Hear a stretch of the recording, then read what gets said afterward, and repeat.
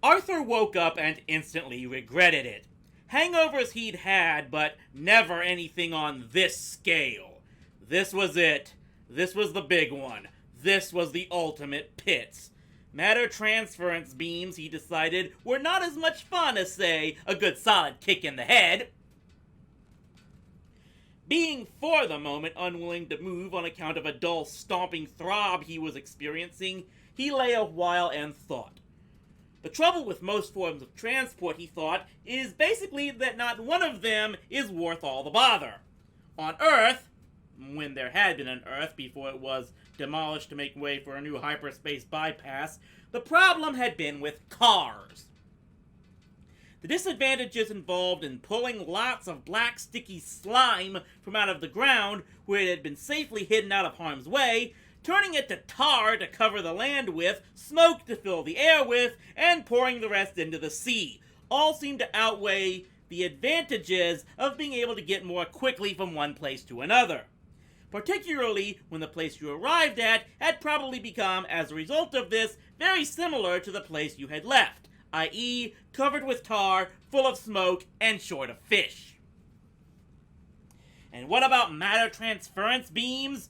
Any form of transport which involved tearing you apart atom by atom, flinging those atoms through the sub-ether, and then jamming them back together again just when they were getting their first taste of freedom for years had to be bad news. Many people had thought exactly this before Arthur Dent, and had even gone to the lengths of writing songs about it.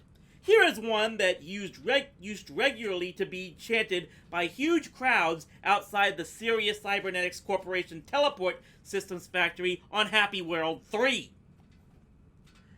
Aldebaran's great, okay, Algol's pretty neat, Betelgeuse's pretty girls will knock you off their feet, they'll do anything you like real fast and then real slow, but if you have to take me apart to get me there, then I don't want to go. Singing, take me apart, what a way to roam! And if you have to take me apart to get me there, I'd rather stay at home! Sirius is paved with gold, so I've heard it said, by nuts who then go on to say, see tall before you're dead. I'll gladly take the high road, or even take the low, but if you have to take me apart to get there, then I for one won't go. Take me apart, you must be off your head, and if you take me apart to get me there, I'll stay right here in bed. And so on. Another favorite song was much shorter. I teleported home one night with Ron and Sid and Meg. Ron stole Maggie's heart away, and I got Sydney's leg. Arthur felt the waves of pain slowly receding, though he was still aware of a dull stomping throb. Slowly, carefully, he stood up. Can you hear a dull stomping throb, said Ford Prefect. Arthur spun around and wobbled uncertainly.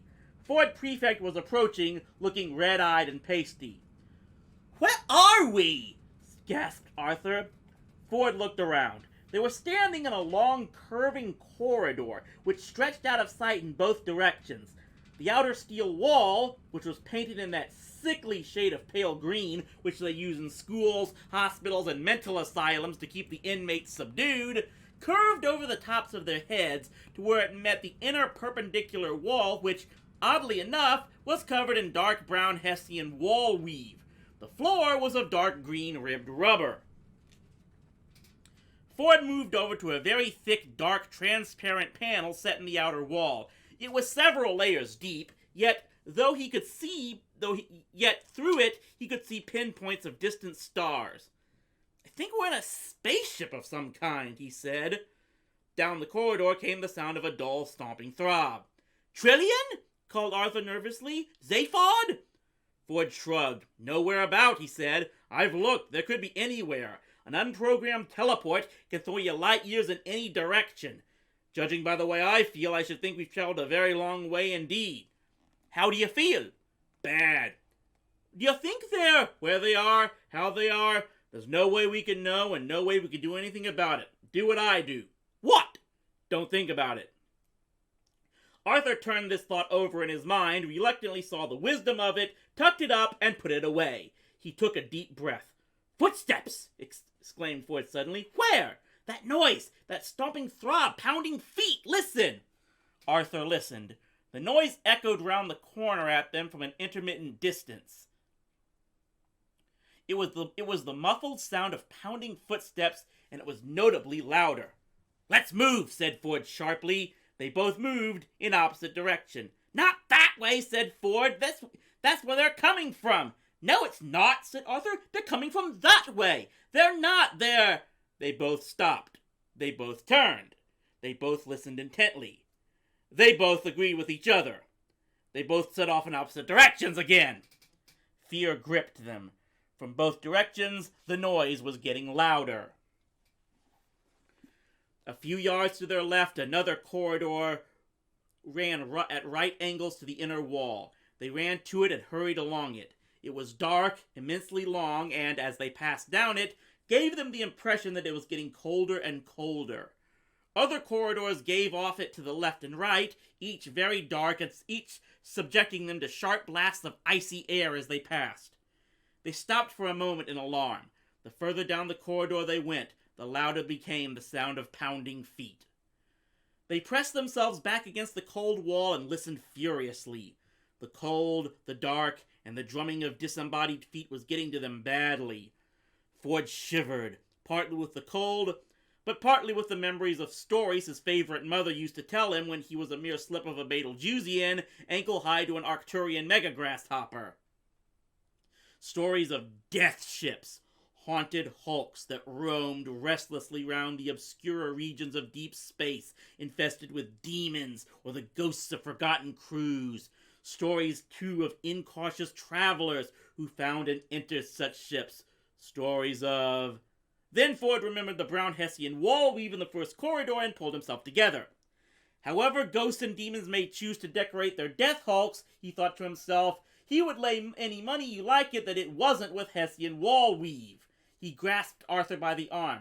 Back the way we came, he said firmly, and they started to retrace their steps. A moment later, they leaped like startled lizards down the nearest corridor junction as the owners of the drumming feet suddenly hove into view directly in front of them. Hidden behind the corner, they goggled in amazement as about 24 overweight men and women pounded past them in tracksuits, panting and wheezing in a manner that would make a heart surgeon gibber. Ford Prefect stared at them. Joggers! He hissed as the sound of their feet echoed away up and down the network of corridors. Joggers? Whispered Arthur Dent. Joggers, said Ford Prefect with a shrug. The corridor they were concealed in was not like the others. It was very short and ended at a large steel door. Ford examined it, discovered the opening mechanism, and pushed it wide. The first thing that hit their eyes was what appeared to be a coffin. And the next 4,999 things that hit their eyes were also coffins. The vault was low-ceilinged, dimly lit, and gigantic. At the far end, about 300 yards away, an archway let through to what appeared to be a similar chamber, similarly occupied. Ford Prefect let out a low whistle as he stepped down to the floor of the vault. Wild, he said. What's so great about dead people? Asked Arthur, nervously stepping down after him. Dunno, said Ford. Let's find out, shall we? On closer inspection, the coffins seemed to be more like sarcophagi. They stood about waist high and were constructed of what appeared to be white marble, which is almost certainly what it was, something that only appeared to be white marble. The tops were semi-translucent, and through them could dimly be perceived the features of their late and presumably lamented occupants. They were humanoid, and had clearly left the troubles of whatever world it was they came from far behind them, but beyond that little else could be discerned. Rolling slowly round the floor between the sarcophagi was a heavy, oily white gas, which Arthur at first thought that might be there to give the place a little atmosphere, until he discovered that it also froze his ankles. The sarcophagi, too, were intensely cold to the touch. Ford suddenly crouched down beside one of them. He pulled a corner of his towel out of his satchel and started to rub furiously at something. "Look, there's a plaque on this one," he explained to Arthur. "It's frosted over." He rubbed the frost clear and examined the engraved characters. To Arthur, they looked like the footprints of a spider that had had one too many of whatever it is that spiders have on a night out. But Ford instantly recognized an early form of galactic Easereed. It says, "Golga Frencham Arc Fleet, Ship B, Hold 7, Telephone Sanitizer 2nd Class," and a serial number. "A telephone sanitizer?" said Arthur. "A dead telephone sanitizer? Best kind. But what's he doing here?" Ford peered through the top at the figure within. "Not a lot," he said, and suddenly flashed one of those grins of his which always made people think he'd been overdoing things recently and should try to get some rest. He scampered over to another sarcophagus. A moment's brisk towel work and he announced, This one's a dead hairdresser! Whoopee!" The next sarcophagus revealed itself to be the last resting place of an advertising account executive, and the one after that contained a second-hand car salesman 3rd class. An inspection hatch let into the floor suddenly caught Ford's attention, and he squatted down to unfasten it, thrashing away at the clouds of freezing gas that threatened to envelope him. A thought occurred to Arthur. "If these are just coffins," he said, "why are they kept so cold?" "Or indeed, why are they kept anyway?" said Ford, tugging the hatchway open. The gas poured down through it. "Why, in fact, is anyone going to all the trouble and expense of carting 5,000 dead bodies through space?" 10,000, said Arthur, pointing at the archway through which the next chamber was dimly visible. Ford struck his head down through the floor hatchway. He looked up again. 15,000, he said. "There's another lot down there." 15 million. 15 million, said a voice. "That's a lot," said Ford. A lot. "Turn around slowly," barked the voice, "and put your hands up. Any other move, and I blast you into tiny, tiny bits." "Hello?" said Ford, turning around slowly, putting his hands up, and not making any other move. "Why," said Arthur Dent, "isn't anyone ever pleased to see us?" Standing silhouetted in the doorway through which they had entered the vault was the man who wasn't pleased to see them. His displeasure was communicated partly by the barking, hectoring quality of his voice, and partly by the viciousness with which he waved a long silver killer-zap gun at them. The designer of the gun had clearly not been instructed to beat around the bush. Make it evil, he'd been told. Make it totally clear that this gun has a right end and a wrong end. Make it totally clear to anyone standing at the wrong end that things are going badly for them. If that means sticking all sorts of spikes and prongs and blackened bits all over it, then so be it. This is not a gun for hanging over the fireplace or sticking in the umbrella stand. It is a gun for going out and making people miserable with.